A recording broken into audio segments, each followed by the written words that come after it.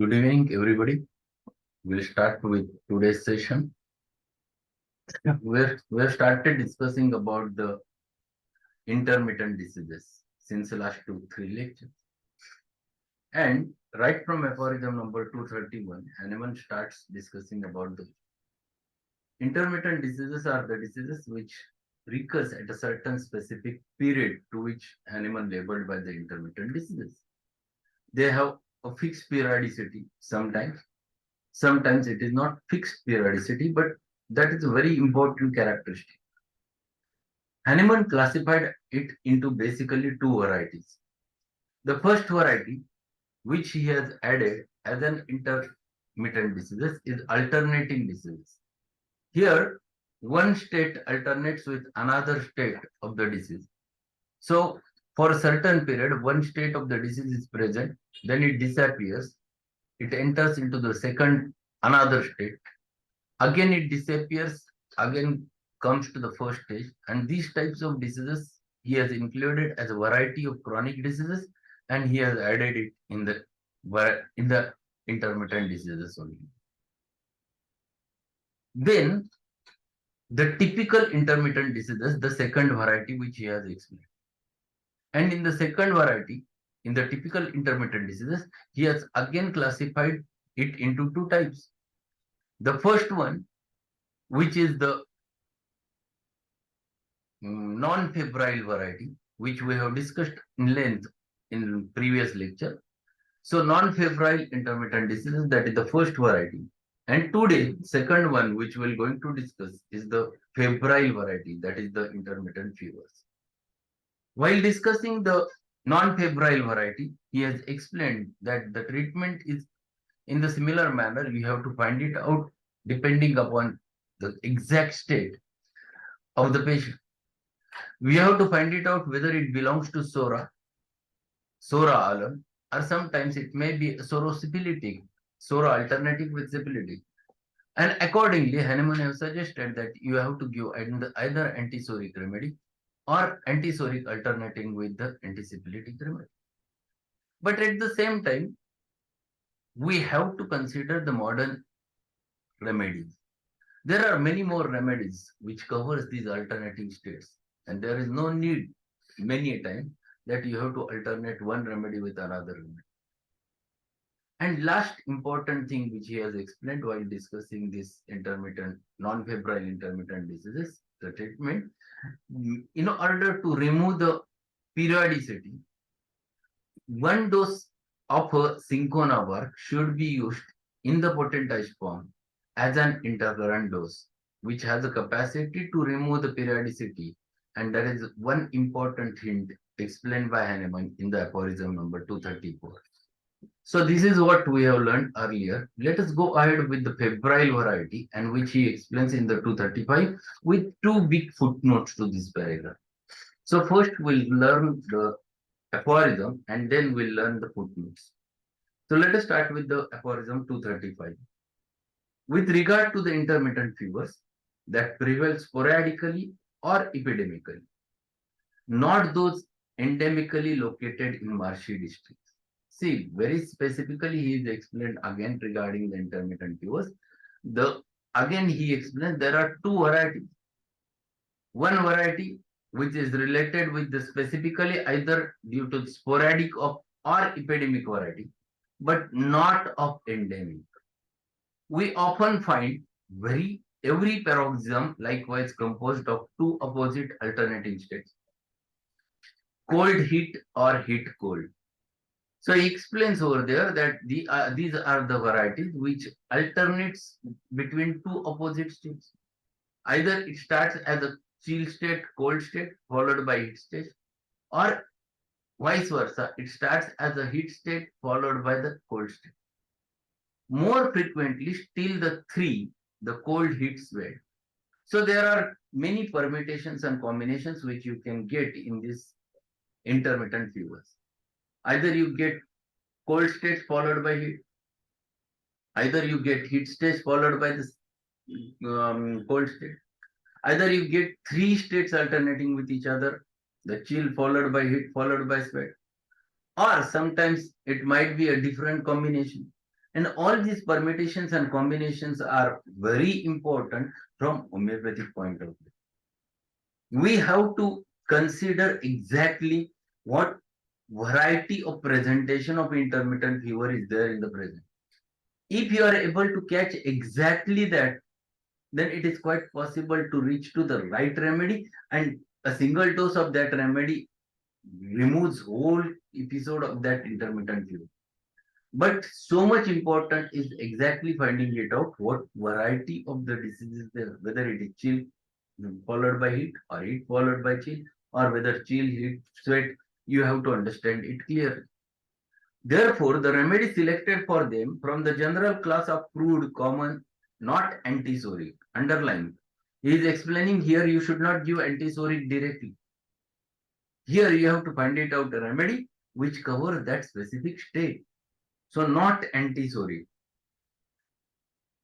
Medicines must either or remedies of this sort are surest be able likewise to produce in the healthy body two or all three similar alternating states, or else must correspond by similarity of the symptoms in the most appropriate manner, in the most homeopathic manner possible to the strongest, best marked, and most peculiar alternating state, either to the cold stage, or to the huff stage, or to the sweating stage, each with its accessory symptoms, according to the one or other alternating state, is the strongest and most peculiar. So what he explains, here you have to give so much of importance to the stages, what patient presents. So whenever patient of intermittent fever or intermittent variety is there, in fact, your work is rather difficult because you have to ask in detail how the disease has started.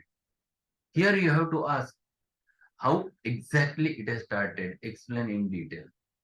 So patient talks in such a manner, doctor, I slept at night, I was very nice, nothing was happened, and all of a sudden at 4 o'clock I wake up and I got very severe rigors. My body was just in a rigor state, and it persists for a very long time, and then followed by a severe heat. See, this is the way. If the patient presents, your work is half of the work is done. Now you can open the repertory. You can open the Kent's repertory. Open the chill chapter. You have to find it out. Chill morning towards 4 a.m. and you get only one remedy over there. It is the cedron which is mentioned over there. So you get very clear cut picture if you get such type of history. And but this type of history you never get every time. Patient always talks in a vague manner. Doctor, खूप थंडी वाजून आली, ताप भरला. That's all. That is the way patient presents. If such a thing is there, then it becomes quite difficult to reach to the right simile. And for that purpose, you have to ask in exact details how the disease has started, whether you have got the chill first, whether you have got the heat first, whether you have got the sweating afterwards, how exactly it has started, at what time does it have started, whether you are thirsty or thirstless, in what stage you are thirsty. Every point matters a lot. Everything is so important. That guides you exactly to the exact remedy. And that's why the totality which you have to catch in such types of patients, it is too much important to find it out. And if you get such a clear-cut picture, then your work is done. Then you find exact remedy for that patient. And this is what he explains. And part of it, which he explains over there, that but but the symptoms of the patient's health during the intervals when he is free from the fever must be the chief guide to the most appropriate homeopathic remedy. See what he is explaining over there. He is explaining one more thing. If you are treating case of intermittent fever. Yes, definitely the stages are important. Chill followed by heat, or heat followed by chill, or chill followed by heat followed by sweating, all those things. But basically, important thing is that in between the periods, when patient is not having the fever, when it touches the normal, whatever may be the symptoms which are present during that state matters a lot. It guides you towards the very perfect remedy. So your remedy depends upon specifically what are the symptoms which are present during the interval period between two attacks. And those symptoms, what he says, is the chief guide to the most appropriate homeopathic remedy. See, these are very essential things which he is explaining over there. And this is what we have to understand. So he started explaining about intermittent fevers, and he starts explaining about two types of intermittent fevers, either epidemic or sporadic, and how one should approach, which are the symptoms which you have to take into consideration. Here he explains you should not find it out the antisoric remedy directly. Here you have to find it out remedy depending upon the state. And you have to exactly find it out whether it is chill followed by heat, or whether it is heat followed by chill, or whether it is chill followed by heat followed by sweat. All permutations and combinations, either of the two states or all of the three states, and then you choose your remedy. And second important hint which he explains over there, that in between period, whatever may be the symptoms present, those are very essential to find it out, exact remedy for the case. So this is what he explains, and then he writes a big footnote regarding the intermittent fevers. The footnote number 128. We'll learn that footnote where he explains many things. The pathology hitreto म्हणजे आतापर्यंत in vogue, vogue म्हणजे लोकप्रिय. The pathology hitreto in vogue, which is still in the stage of irrational infancy, recognizes but one single intermittent fever, which is likewise termed as egg, and admits no varieties, but such as are constituted by different intervals at which the paroxysms recur: quotidian, tertian, and quarter. In allopathy or in modern science, intermittent fever, the commonly considered as a egg fever or a malarial fever, and it is very, very superficial classification which is mentioned over there. They used to classify it as a quotidian. Quotidian means a fever which is coming daily. It comes, the spike comes, then it touches again the normal, again next day the spike comes. Second variety is tertian. Tertian means which is coming alternating days. Or quartan, which comes every 2 days after, etc. But there are much more important differences among them than what are marked by the periods of their recurrence. There are innumerable varieties of these fever, some of which cannot even be denominated egg, as their fits consist solely of heat. Others again are characterized by cold alone, with or without subsequent perspiration. 8 others which exhibit general coldness of the surface with sensation of heat on the patient's part, or whilst the body feels extremely hot, the patient feels cold. See, there are many permutations and combinations, which this permutation and combination is not important from allopathic point of view. Because their prescription never depends upon it.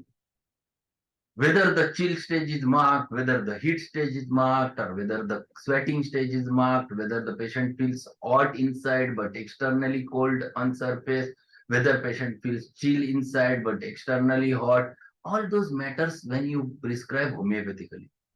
Your remedy depends upon it. And Hahnemann says this is most minute differentiation which is there in homeopathy, which is not there in allopathy. Their prescription, it depends whether it is intermittent or remittent. If it is intermittent, if it is malarial, give anti-malarial. That's all. There is very specific treatment. Our treatment never depends our treatment never depends or based upon such type of classification, but our treatment depends exactly on the stages. what is marked in that patient, because that is an individuality of that specific patient. So if there are three patients which comes to you with a malaria with as an intermittent fever, first explains the modality chill at 4 a.m. Another explains the chill at 10 or 11 a.m. Another explains chill at 12 o'clock at night. Everyone's remedy differs in homeopathy. It never depends as a malarial fever and give the syncona. It's not like that. It is not at all. It's not too simple. Here you have to open your repertory, you have to find it out. Chill specifically at 4 a.m., chill at 11 a.m., chill at 12 night, and then you have to choose your remedy. You have to open chill chapter, and there you have to find chill followed by heat, or heat followed by chill, or whether sweating followed by chill. Every permutation and combination which you have to take into consideration, which defines your remedy. And that is more minute differentiation what is given in homeopathy. Others again, in which one paroxysm consists entirely of rigor or a simple chilliness, followed by an interval of health, while the next consists of heat alone, followed by not by perspiration. Others again, in which heat comes first and the cold stage not till that is gone. So see, he is explaining each and every permutation and combination. In certain patient, there is only chill stage prominent. In certain patient, only the heat stage is prominent. In certain patients, it is not followed by sweating. In certain patients, it's followed by sweating. Everything, every permutation and combination has a specific remedy. Others again, in which the heat comes first and the cold stage not till that is gone. Others again, wherein after cold or hot stage, a pyrexia causes, and then perspiration comes on, like a second fit, often many hours subsequently. Others again, in which no perspiration at all comes on, and yet others in which the whole attack consists of perspiration alone, without any cold or hot stage, or in which perspiration is the only present during the heat. And there are innumerable other differences, especially in regard to the accessory symptoms, such as headache of a peculiar kind, bad taste in the mouth, nausea, vomiting, diarrhea, want of or excessive thirst, peculiar pains in the body or limbs, disturbed sleep, deliria, alterations of temper, spasms, etc. See, these are all things which are possible, and our remedy depends upon those. So what are the accessory symptoms during the chill stage that guides you towards the right remedy? If there is a heat stage mark, what is the accessory symptom? That is what is the concomitant along with that? You have to catch that. That defines you exactly the peculiarity of that individual and which guides you towards the remedy. So Hahnemann here explains that your remedy never depends whether it is just intermittent fever, but it depends upon each and every permutation or combination which you have to take into consideration to find it out a right remedy. What further he says, all these are manifestly intermittent fevers of very different kind, each of which, as might naturally be supposed, requires a special homeopathic treatment. It must be confessed म्हणजे कबूल करणे. It must be confessed that they can almost all be suppressed, as is often done, by enormous doses of the bark and of its pharmaceutical preparation. The sulfate of quinine, that is to say, their periodical recurrence, their typus means type, may be extinguished by it, but the patients who suffered from intermittent fevers, for which cinchona bark is not suitable, as is the case with all those epidemic intermittent fevers that traverse whole countries and even mountainous districts, are not restored to health by the extinction of the typhus. On the contrary, they now remain ill in another manner and worse, often much worse than before. They are affected by the peculiar synchronous dyscrasia and can scarcely be restored to the health, even by prolonged treatment by the true system of medicine. And eight, that is what is called as curing forsooth. Forsooth म्हणजे वस्तुता खरोखर. He has explained the limitation of allopathic system of medicine in treating the intermittent fever. Nowadays, there are new derivatives which are coming up. Earlier, there was quinine was the only remedy. The same cinchona in its different forms, in the quinine sulfate or quinine phosphate, chloroquine phosphate, all those different derivatives they used to use, and that was the only remedy. What used to happen that if you give those quinine derivative, it used to suppress that type. And this was, I have seen many a times. I had seen a case where the full dose of quinine was given and patient had developed diplopia. I have seen case where a case of leukemia developed after suppressed falciparum malaria by the quinine. And this happens because here you are not treating the original disease. Here you are just suppressing the periodicity with the help of this quinine derivative. And this is not called as cure. Cure is that the disease should disappear with again bringing out a complete state of health, and which is not possible. One patient where I have explained that case in with you, that I have treated that leukemia where the patient's count was 2,31,000 and patient was in a semi-comatose state and in dull. I have started treatment with the Barata iodide, and after Barata iodide, within 4 days, 6 days, the count has come reached to the 3,600. And again, the falciparum malaria appeared in the blood, which was suppressed 1 year before. And thereafter, after suppression, he started developing the leukemia. So such a hazardous effects can happen when you try to suppress the malarial fever or intermittent fever with this quinine derivative. And that is not the way with which it should be cured. Here you have to find a right remedy depending upon exact state of the patient. Take detailed history of the type of intermittent fever. Not type. Type means here which stage is marked, whether it is chill followed by heat followed by sweat, whether it is chill just followed by heat, or only the chill is marked, or only the heat is marked, or only the sweat is marked. Every permutation and combination is explained in our repertories. And there are 3 chapters devoted to the fever. The chill chapter is there, the fever chapter is there, and the perspiration chapter is there in your Kent's repertory. My suggestion to the all new practitioner is that go through those 3 chapters. Just read each and every single rubric, main rubric mentioned over there first. You will learn a lot how medicines are defined in homeopathy. And this is too important, which guides you towards exactly what the patient explains. So this is what one has to understand. This is a difference between the homeopathic treatment of the intermittent fevers and the allopathic treatment of intermittent fevers. And this we have to understand clearly. There is one more footnote to this paragraph is there. That is footnote number 129.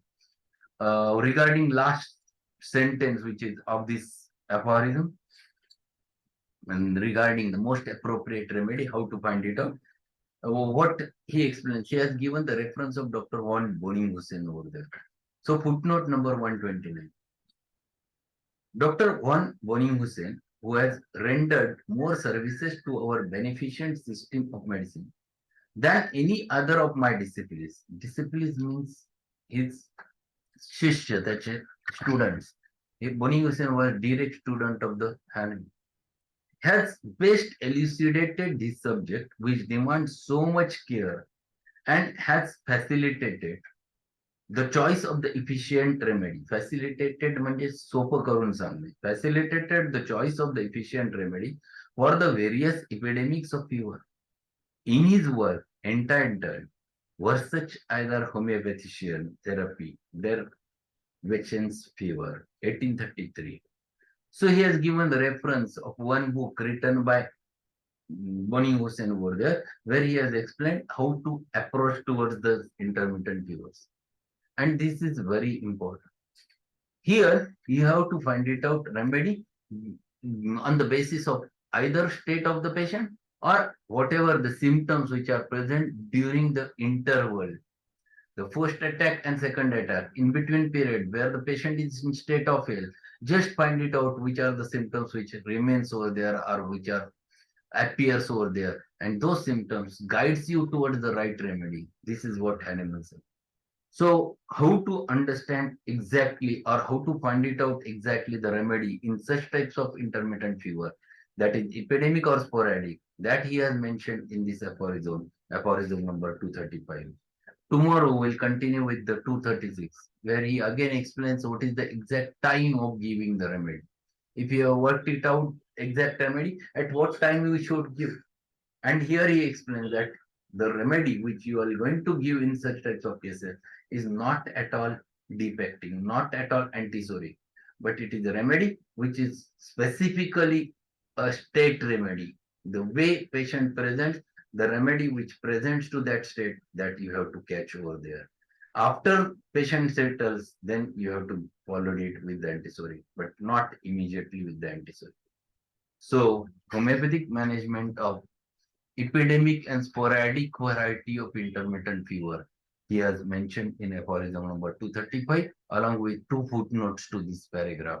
That we have finished in today's session. Tomorrow we'll continue with the aphorism number 236. So that's all for today. Any queries are there, we can have a chat. Otherwise, we'll meet tomorrow at the same time. So any queries?